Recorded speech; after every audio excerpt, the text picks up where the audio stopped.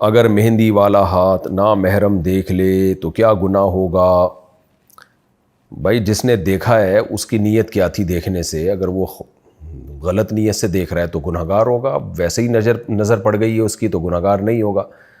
باقی اگر اس سے مراد یہ ہے کہ عورت کا ہاتھ کسی نے دیکھا تو عورت گنہگار ہوگی یا نہیں ہوگی، تو دیکھیں پردے کے بہت سارے درجات ہیں۔ افضل ترین پردہ تو یہ ہے کہ عورت سر کے بال سے لے کے پاؤں کے ناخن تک پورا جسم ڈھانپ لے، سب سے افضل پردہ بہرحال یہی ہے۔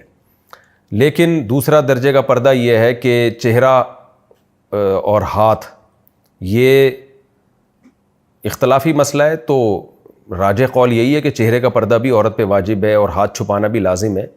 لیکن دوسرے درجے میں ہے کہ اگر ہاتھ اس کے نظر آ جاتے ہیں تو یہ اس کی نسبت کم، یعنی اس کا گناہ نسبتاً کم ہے، جو جن فقہا کے نزدیک یہ گناہ ہے ان کی بات کر رہا ہوں میں۔ اور تیسرے درجے میں چہرے کا پردہ ہے، تو چہرے کا پردہ جو ہے چہرہ چھپانا عورت پہ لازم ہے، لیکن اگر وہ نہیں چھپاتی تو بہت سے فقہا کے نزدیک وہ گنہگار ہوگی، لیکن یہ اختلافی مسئلہ ہے۔ اس پہ میں بہت ڈیٹیل سے کلپ ریکارڈ کروا چکا ہوں۔ خلاصہ یہی ہے کہ عورت جتنا جسم چھپائے شریعت اس کو اپریشیٹ کرتی ہے، سر کے بال سے لے کے پاؤں کے ناخن تک پورا جسم چھپائے وہ۔ اور اگر کوئی اتنا پردہ سخت نہیں کر سکتی تو پھر دوسرے درجے میں چہرہ چھپا لے، ہاتھ پاؤں اگر کھلے رہیں تو اس کی گنجائش دی جا سکتی ہے کسی ضرورت سے۔